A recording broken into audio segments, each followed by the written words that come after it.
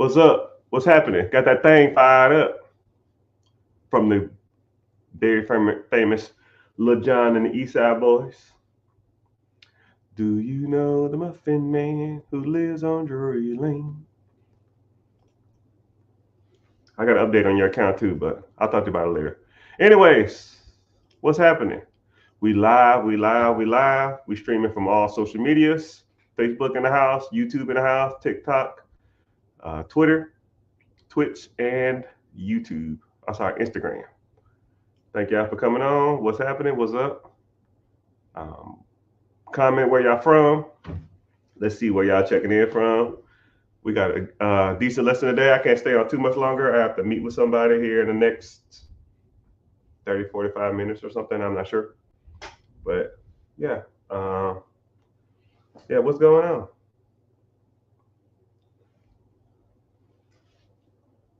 So, question of the hour. So we're checking in from all social media platforms: Facebook, YouTube, Twitch, Instagram, Twitter, and Facebook. So, one piece of guidance, or I don't, the admission free is here.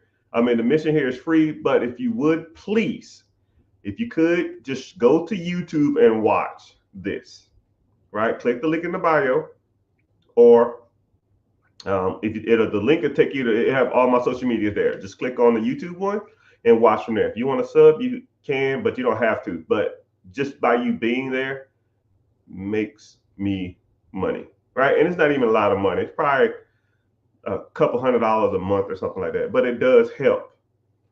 I'll take free money if they're gonna give it to me. And if you want to contribute and support the channel because you like the things I say and I give you value, and if I give you value, at least you can do is support me over there. Okay. So the YouTube channel is called The Rich Get Richard. And yeah, so I'm The Rich Get Richard on all social media platforms.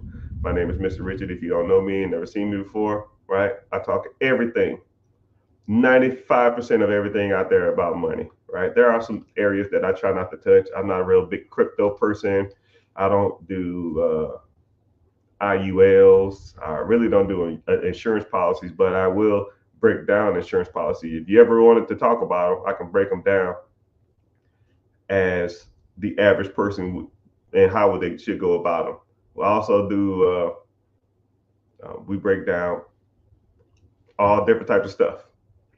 And yeah, so the question of the day, the subject of the day, because I always think about this before I get on, and then I'll get to whatever questions y'all got, because I like people to like start coming in here slowly but surely.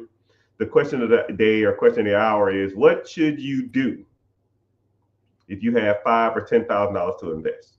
Okay, I get DM'd that or that question asked comically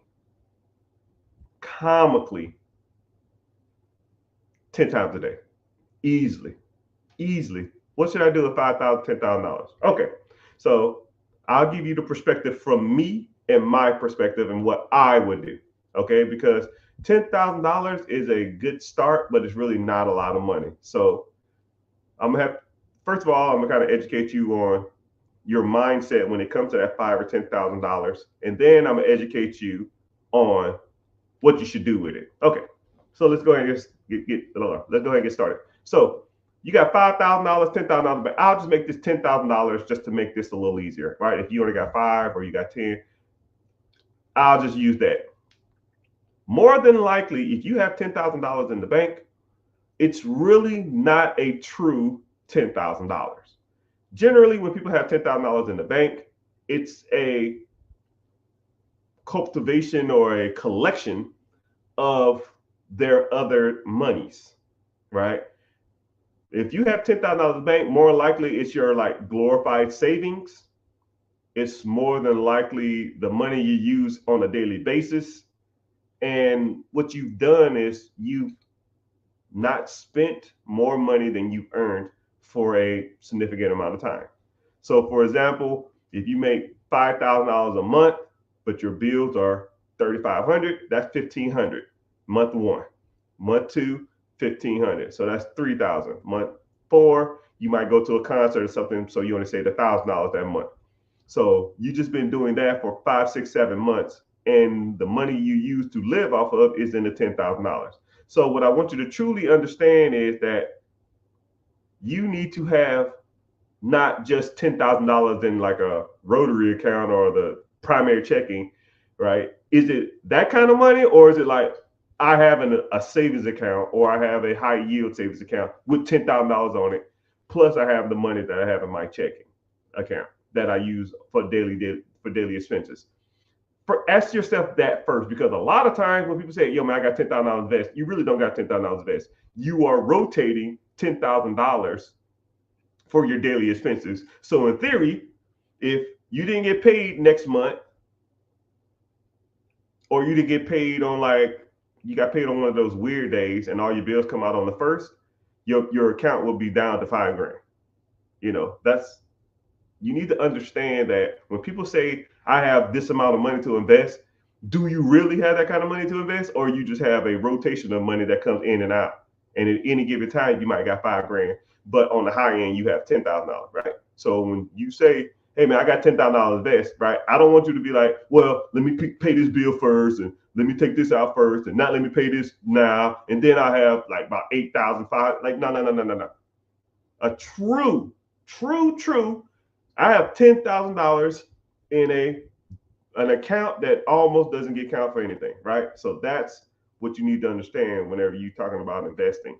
And when you say that, if you came to me and said, yo, I got XYZ to invest, cool. Do you really have that amount of money to invest, or you just have a rotation of money in and out? Okay. So if you need to start establishing parameters on the money you invest, that means that you need to start separating, almost like church and state, right? You need to separate them. If I have $10,000 in rotation of my checking account, technically you ain't got no money to invest, right? Now you need to start taking money from that rotation and putting it into mutual fund, ETF, IRA, 401k, or something like that, and or a high yield savings account. So now that money becomes a true, I have $10,000 to invest. Because a lot of people don't look at it like that. A lot of people look at it as, I got $10,000 to invest. No, you got $10,000 of rotation money, right? But if you had true, like if you came to me and said, yo, Mr. Rich, how much money you got to invest? I say, boom, I know to the damn near thousands of dollars how much money I have. Well, for me, it's a little different, but because I have 6-7 figures, waiting to be allocated. Right? It's not a rotation of money that sits in my primary checking. It's not a rotation of money sitting in my multiple business account checkings. It's not petty cash. It's not accounts receivable. None of that shit. It's just money that has nothing to do with nothing else, has no ties to anything else, and I can allocate it and put it to work at any given time. Okay? So now, say once you start doing that and you have a true $10,000, $5,000 to invest, what should you invest in? Right? You have multiple different things you can do. Multiple. It just depends on your risk tolerance. It depends on your financial situation. It depends on you. It depends on what you have going on. Okay? First thing, how's your credit? If your credit sucks, there's no point in you trying to go out here and have $3,000, $5,000, $10,000 worth of credit or of cash, and you can't do nothing with it, because as soon as you try to go apply for a home loan, or you try to go out there and apply for a business loan, you're going to get denied because your credit sucks. I'll almost take somebody with no money and good credit than someone with money and bad credit, because someone with money with bad credit can't buy nothing but stuff with cash. And there's not too much stuff that you can buy that's really, really valuable with cash. So you got to get your personal credit in order, And then there's levels to personal credit: 580s, 600, 620s, 650, 680. 680, you can qualify for 99% of everything out there. And a lot of people are like, yo, man, I'm trying to get my score as high as it can get. Why? That's like you practicing. That's like you practicing how to jump the highest you can, but you try to dunk a basketball. You don't have to jump as high as you want to. The goal is 10 feet. That's your goal. Get to your goal. Anything over that is a waste. It's the same thing with buying a house. Yo, man, your first house, your credit score needs to be at 580. Man, I'm trying to get my score as high as I can before I buy a house. No, 580. That's your goal. Get the 580. Let's go get a house. Right? A lot of people overthink that. You want to buy a business? 680. You want to get business funding? 680, 670, 660. Let's go there. Now we can focus on that. All right. So getting your credit in order is a must. So next things you could be doing to invest your $10,000 you have. If you're going to use it anytime soon, you need to be in a high yield savings account. High yield savings accounts, interest rates vary from 4% to 6%. You know, you leave it in a primary checking account or some shit like that, it ain't going to make sugar shit. We know that, you know that, I know that. It's sitting in a damn primary checking account or a savings account through the banks, you're making a half a point every year or some crap. You're technically losing money if inflation is over 3%. On the average inflation rate is 2.8, 2.7, 2.9% maybe in any given year. So you're losing money by leaving it in a checking account. If it's in a high yield savings account, which on average is between 4 to 6, at least you're making a little juice on it. Not a lot, but you're making some. Okay? So now it should be in one of those funds making a little money until you try to allocate it towards something else. Then if you want to invest that money, you need to be in something that makes a little more money. Right? Which everybody should be doing this. If you don't have a 401k at your job, which you should be doing anyways, if you don't have a 401k, you should be in an IRA, EFT, mutual fund, or some kind of stocks or some kind of bond or some kind of fund that performs and tracks the stock market over an extended period of time. Now, those interest rates, instead of a high yield savings account from 4 to 6, now you're making anywhere from 8 to 16. Now you're making a little more money in your juice. And if you're if inflation is 2.7, 2.8, or whatever hell it is, and you're making 10, which the stock market has made 10.1% since the Great Depression, you made 10.1 to combat your, now you're making money on top of your money. And then once that money starts making money, you can borrow against that. We're on step 2 now.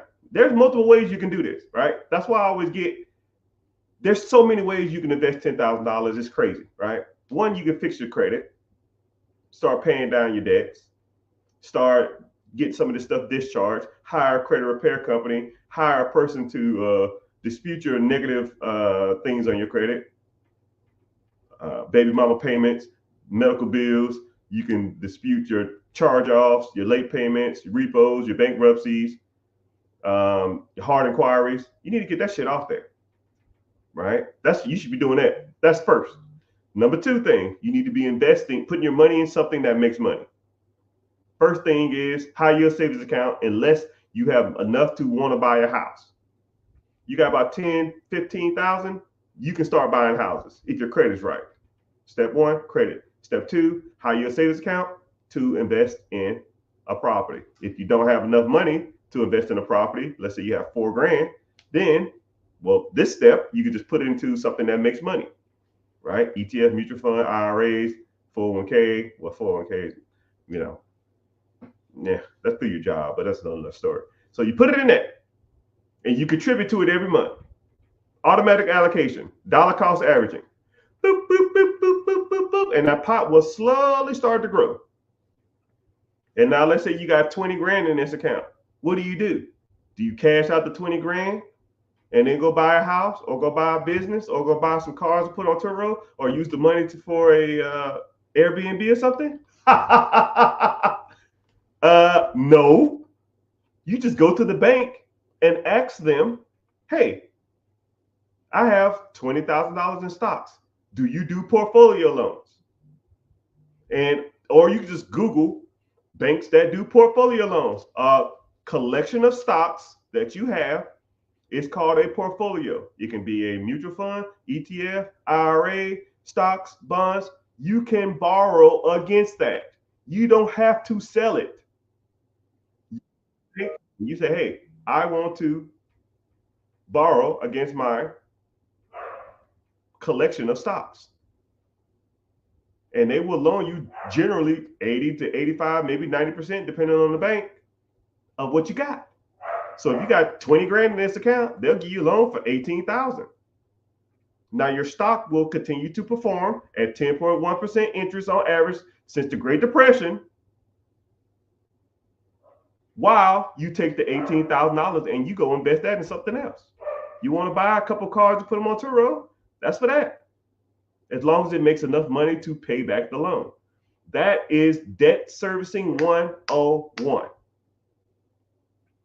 101 debt servicing. Debt servicing is when you buy something using debt. The debt will be covered or paid by whatever you buy. So for example, you take $10,000, you put 10% down on a $100,000 business. Let's say the business is bringing in $50,000 a year. You borrow $90,000, the business is bringing in $50,000. The $50,000 is going to come in. Your payment to the government is going to be about $10,000 a year. You making 50. So you take 50 of the money you're earning from the business, you pay back the loan, you're servicing the debt, and now you have the $10,000 you put into it, you pay yourself back. You take all your money out of the deal. So now, the year one, you made $30,000. You paid yourself back $10,000 from the down payment. You paid the government back because you took out an SBA, Small Business Administration loan. You paid them back $10,000 for that year, and you still up $30,000. Your bank account wins. You win because you got cash flow. And then the government wins because they're keeping the business established, and they're winning because you're paying the loan back. Win, win, win, win. All I do is win. I just do the same thing on a higher level. Instead of 100,000, let's go for $3 million businesses. Let's go for $1 million businesses. So when people say, how can I invest $10,000? I mean, that's how you do it. Let's say you had $20,000 in the account. You take a loan against the $20,000. Now you get $18,000. Now you got to go find something that makes $18,000 a year, or at least enough to cover the payment.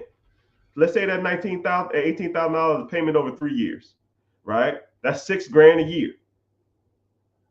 $6,000 over 12 months is $500.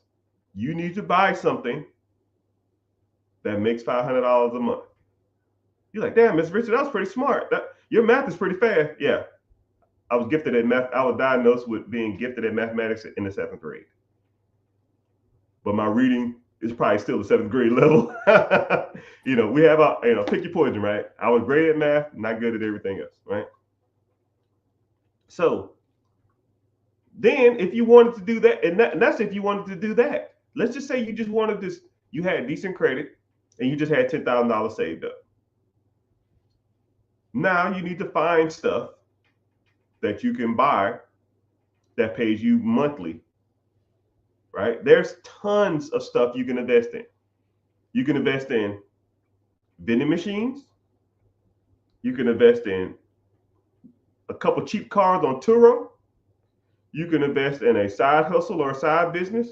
You can start a pressure washing business. You can start a window washing business. You can do a lawn care service. I mean, there's like the possibilities are endless. It's just your imagination. You have to go for it.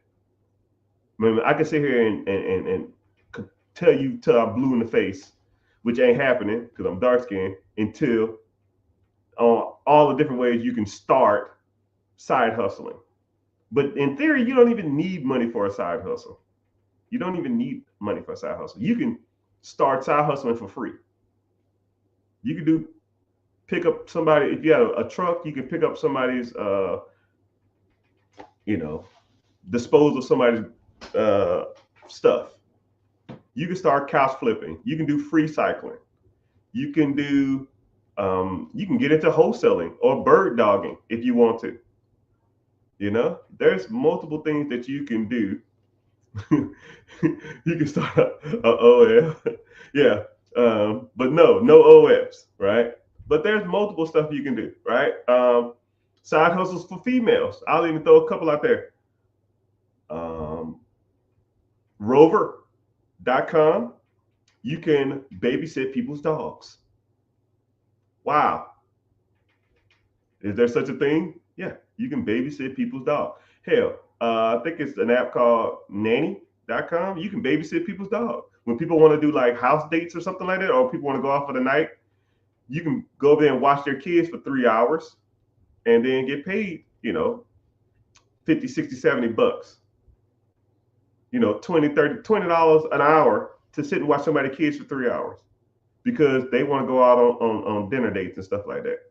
The Rover thing, I didn't realize how many people, every time I started talking about Rover, because I had a client who owned a doggy daycare who added Rover to their services, which damn near doubled their revenue. Instead of, they had a doggy grooming business, and instead of just grooming dogs, they would babysit people's dogs, and people would drop off their dogs and have them get groomed at the same time as they was watching them. They just they already had the space for it. They just never utilized it. So I said, why don't y'all just start taking care of dogs? It's like, oh yeah, that's a pretty good idea. Get 2 people, 3 people to sit in the back, pay them $15 an hour. That's $45 an hour. You get $30, $40 back there. You fucking rack up. It's just something to think about. Or let's say you have the space at your house to take care of a whole bunch of dogs, right? Just tell people to drop off the dog at their house. You charge them a flat fee. Okay, cool. I'll charge you, $300 a week, and you just drop off your dogs and you just take care of a whole bunch of dogs. You walk them, you take care of them. I mean, you have to just start thinking outside the box. It's there. Money is there. The easiest way to think of it is, how can you get paid off someone else's laziness or someone else's inability to want to do something? If you look at it like that, multiple opportunities, okay? Multiple opportunities. Just like, or couch flipping is another good side hustle. You got a truck and a buddy. I had one guy who was a client of mine. This was a while back. He reached out to me and said, yo, man, I want to buy a business or get into real estate. I said, okay, cool. Let's sign up. So he signed up. We were sitting down talking. He said, I ain't got no money. I said, well, you're going to either need to raise money from the bank or you need to raise money yourself. But this is what I recommend. I recommend you do both. Be working on your own money while you're working on the bank's money. Because if the bank money don't work out, at least you got your own money. And if your money don't work out, at least you got the bank money, right? Or I call myself sometimes the options guy. I give you as many options as possible. You need to try to do them all, right? And whatever hits. Whatever hits. Michael Jordan said, or whoever, Wayne Gretzky said, you miss 100% of the shots you don't take, right? You shoot 100 times, you damn near can make one, okay? So we got to talking, and I broke down how to couch flip. They said, okay, cool, we'll couch flip and we're going to have a goal of $20,000. We're going to couch flip until we get to 20 grand. Not only did they make their 20 grand, they said they had a whole system down, and then they were going to stop couch flipping. First of all, let me tell you what couch flipping is. First of all, you go to Facebook, you search free, or you search couches for sale. And then you find them, or couches, just search the term couches. You go in there and you see couches on there, right? There's tons of them, tons. And when I tell you to look for them, look for vices in people. Look for reasons why people are getting rid of it. Hey, couch, must sell today, moving out the country, gonna throw it away. That type of stuff. If you're looking for those people with I call them vices, reasons why people want to do something. You find the things with vices attached to them, people are selling. If you want a car flip, vices. I'm going to jail. I'm moving out the country. I have 3 cars. I must sell it for a family emergency. You look for reasons why people want to sell, right? So now you have a reason to kind of lowball them up, or, hey man, I see you have this couch on here. You want $400? I'll give you $150 and I'll come pick it up now. Man, I can't do that. That's too low. Okay, cool. Thanks. Bye.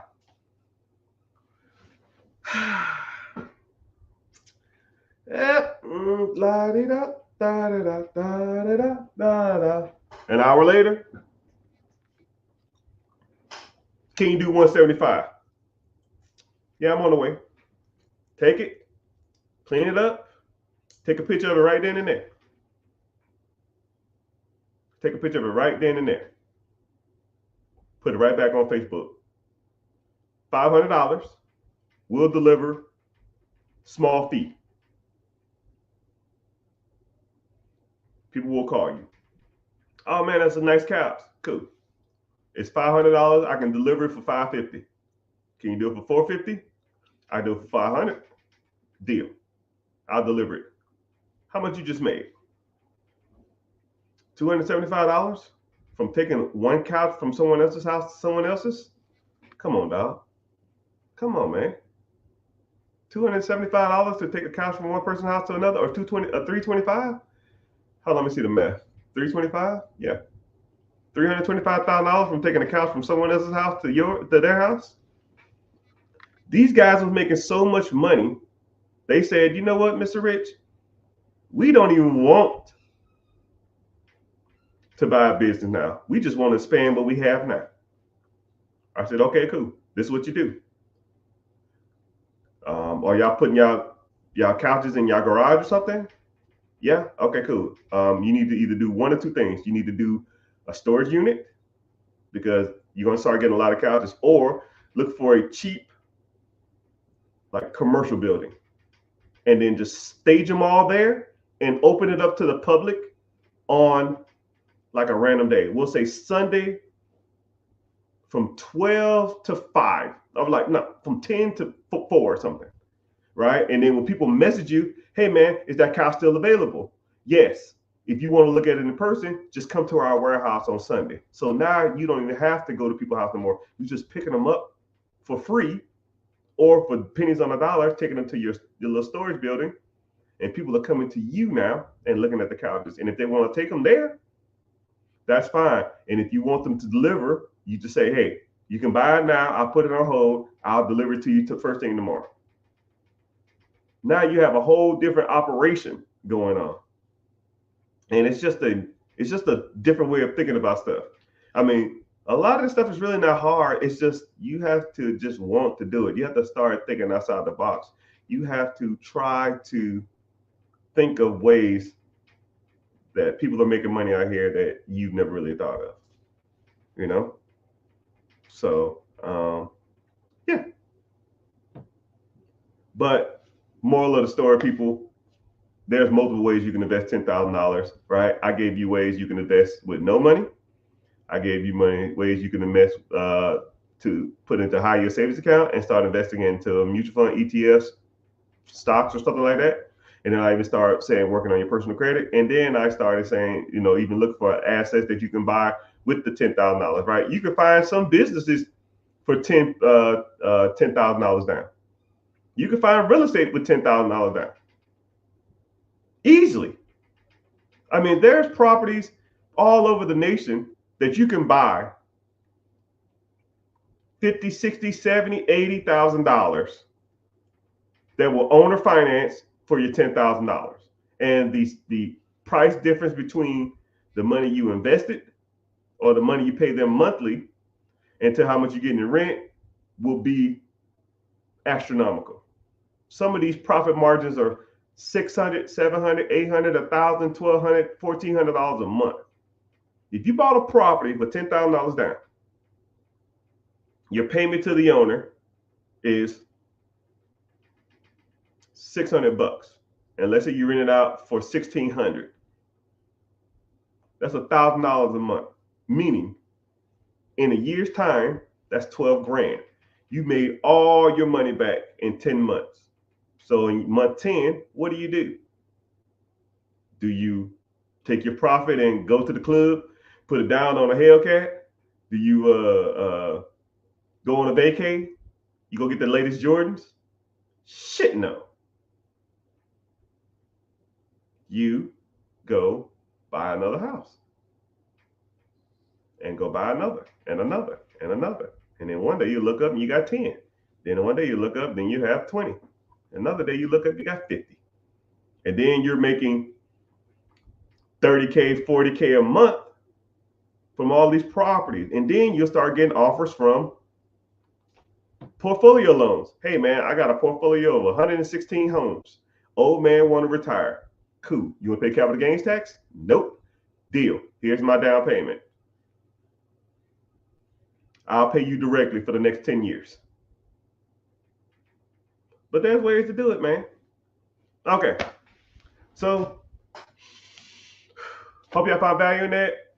It's rapid fire question time. Bam, bam, bam, bam, bam. This is my favorite part of the show.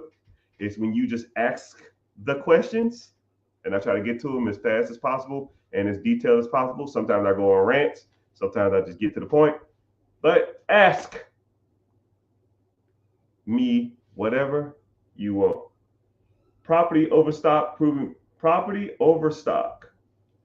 I don't know what property overstock means, but there is a lot of stock out there. There's a lot of companies. There's a lot of places you can go. I think we're in a softer market now. I think people aren't really buying like they used to. Prices are overpriced, interest rates suck, and people are broke. So it's kind of rough now. So yeah, but you still can find deals. You can find tons of deals out there. All right, so let me get to this. I'm looking at businesses all day long. Yeah, sir or ma'am, you can look for businesses all day long, but I'm gonna tell you something. I will get people that will sign up for my coaching program or my mentorship or my one-on-one, and they'll have a kind of a grasp or a grip on how to find businesses. Businesses aren't hard to find. Evaluating them properly is where you run into the difficulty part. I get emailed 30 businesses a day. I get emailed 100 pieces of property a day. I come across deals all day long. Do you know how to properly evaluate? Do you know what to look for when you're buying a business? Do you know what goes into the proper deal structure? If you don't have that down, then you're kind of focusing on the wrong thing. It's like I've been like I get on Tinder. Like so, say if you get on Tinder and you're just swiping right, left, and you're just looking at the person, right? If you're just looking at the person physically, there's more to relationships than just a physical attribute. There's more to a business. There's more to real estate than just the physical attributes. You need to learn what goes into a relationship. And a lot of people look at relationships wrong. A lot of people look at real estate wrong. A lot of people look at businesses wrong. You're looking for the beauty part of it a lot of times. You're not looking at the substance, what's going to get you through the hard times. And once you start understanding, like once I start breaking down and evaluating businesses, you'll start looking at businesses totally different. A lot of people say, yo, man, I found a ton of businesses I like. Let's look at these 10. Okay, cool. Do you know how to evaluate a business? Nope, cool. Let's talk about that for the next, I don't know, half an hour. Half an hour later, they're like, okay, pull the same ones you just had up. They pull them up. Yo, man, these all suck. Yes, thank you. That's why I said as soon as I saw these, do you not evaluate businesses, right? Because people don't know how to do it. So someone said, how do you get started? I have a free webinar that breaks down investing, credit, how to evaluate businesses, how to find businesses, how to find real estate, different type of loan programs out there, different types of lending packages, different types of funding packages. If you're interested in any of that stuff, just click the link in the bio. It'll take you to a class called Be Your Own Boss. If you see the Be Your Own Boss, sign up. It takes a comically less than 15 seconds to sign up, and we'll go from there. Right? And I don't sell your information. You won't get spam calls. You won't get all this other kind of crap that you get with all these other guys.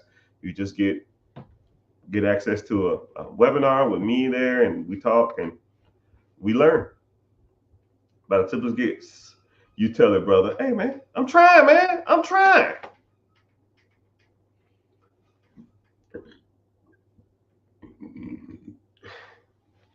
How do you buy a wood furniture business?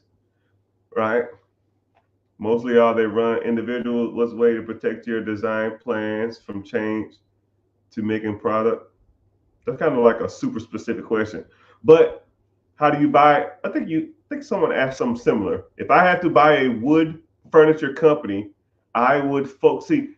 I don't know if you're building furniture yourself or you want to start a furniture company.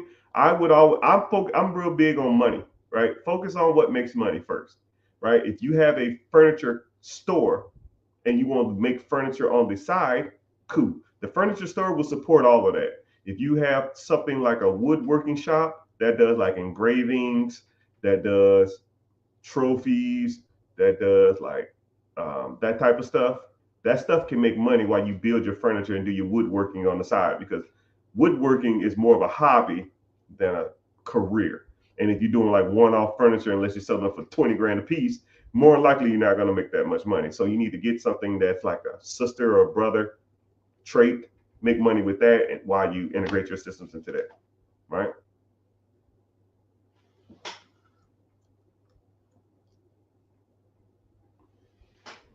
Martin, how many people's lives have you changed?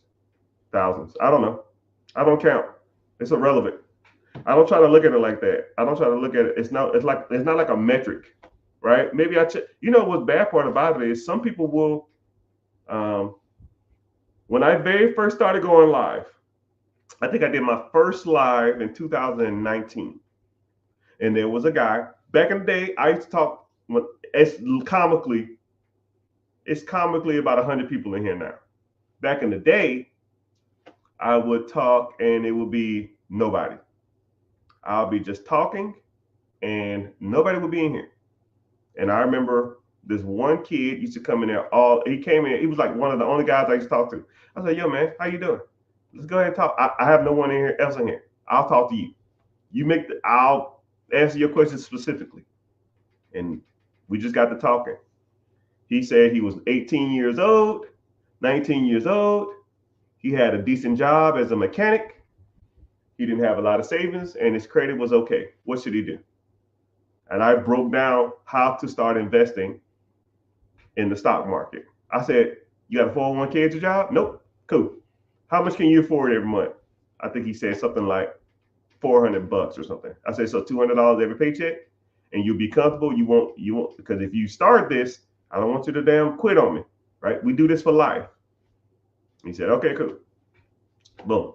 I showed him exactly how to do it. Go to these apps, go to these portfolios, try to do these right here. I'll give you I'll tell you how much they make or what their interest rate, and you kind of pick from there. I can't really tell you what to do without being a financial advisor, but I'll tell you exactly where you need to be at. He said, "Okay, cool."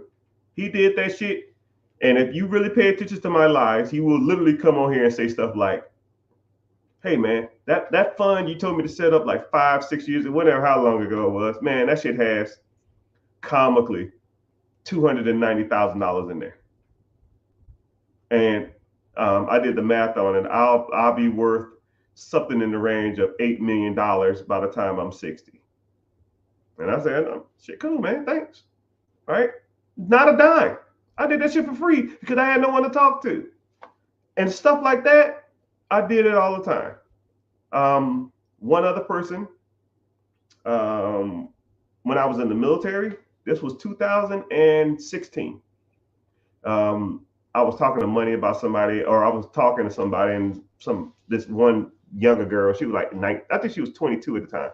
She said, "Oh yeah, my dad died. He left me a car and $150,000. What should I do?" I said, "Shit,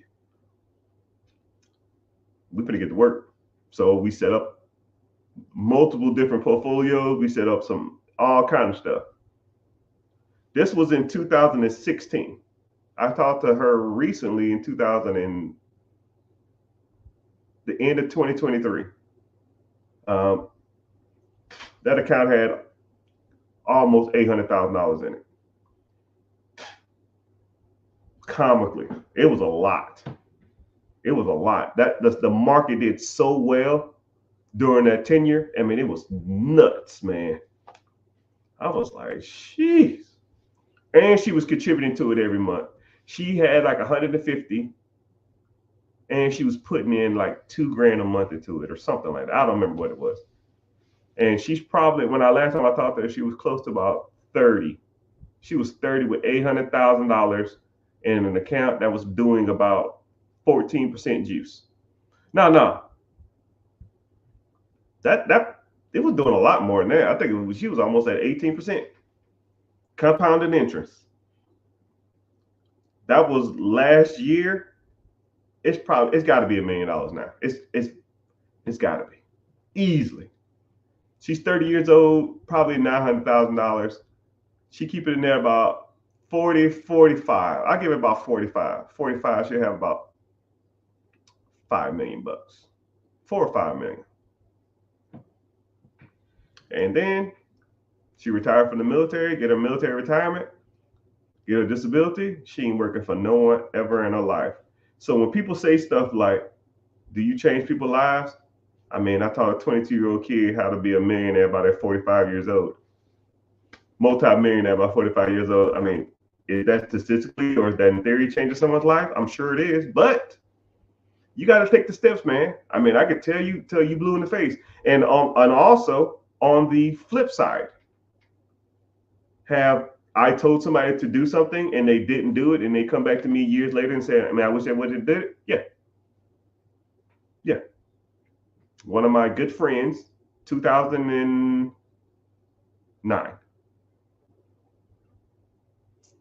I want to buy me some real property. Cool. Put your money into a high yield savings account until you get enough money to save up for it. And at the time, the houses were selling for it. He found one house, it was for sale for $70,000. So he really only needed like a couple grand or something. He only needed he really didn't need a lot. I don't remember how much he needed. He needed like that $3,000 or something. He saved up to 2,500. No, he saved up to like 1,500. And he said, yo, man, I want to go out to a party. I want to go to take a vacation. I said, okay, well, you want a house or you want a vacation? He said, I want a vacation. I said, all right, whatever. Last year, he texted me or messaged me talking about, yo, man, I'm ready to start investing in real estate. I said, motherfucker, that was 14 years ago, 13 years ago. He said, yeah, I'm ready now. I said, question, the house you was from the buy, you ever looked it up? He said, yep. I said, what is it worth now? He said, 225. I said, so if you'd have bought it for 70 and you worth 225 now, how much you'd have been up? He said, I don't even like to think about it.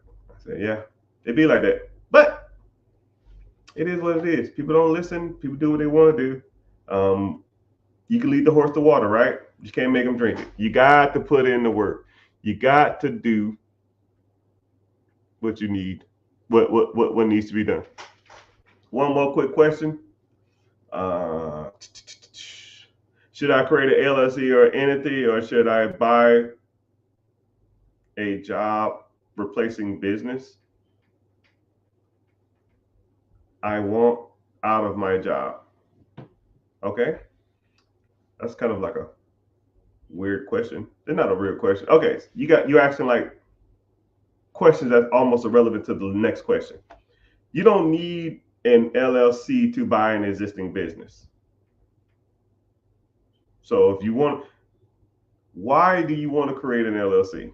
Right? If you want to create an LLC to start a business or to run your business through it, or if you want to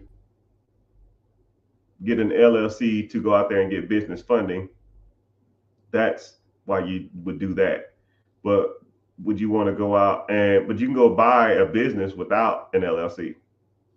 But now if you want to use the business lines of credit to buy a business or buy real estate, then you need an LLC or LLC, S Corp, C Corp, sole proprietorship, and that shit. You need that for that.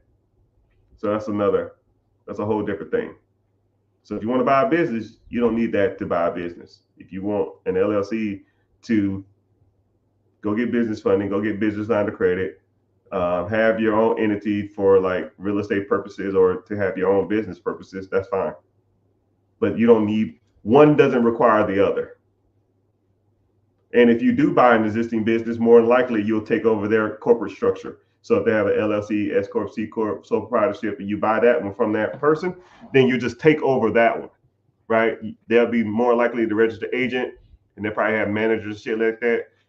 You take over the process when you become the registered agent of that LLC, S Corp, C Corp, and then now they'll step down or be a manager in the business if you want them as a consultant or something like that. But you don't even need them to be a consultant. You just kick their asses out, you take over the process, and you take over their LLC. It'll reset the corporate structure, but hell, who cares? Hope that answered the question. It's kind of it's almost like saying, what should I get? A cat or a giraffe? Like what? Like you can buy whatever you want, but the cat has nothing to do with the giraffe, right? You want a giraffe, you're gonna have to set up a house for a giraffe. If you want a cat, you just get a cat. Nothing, they have nothing to do with each other. That's a horrible analogy, but you get the gist. Anyways, my house will be paid off.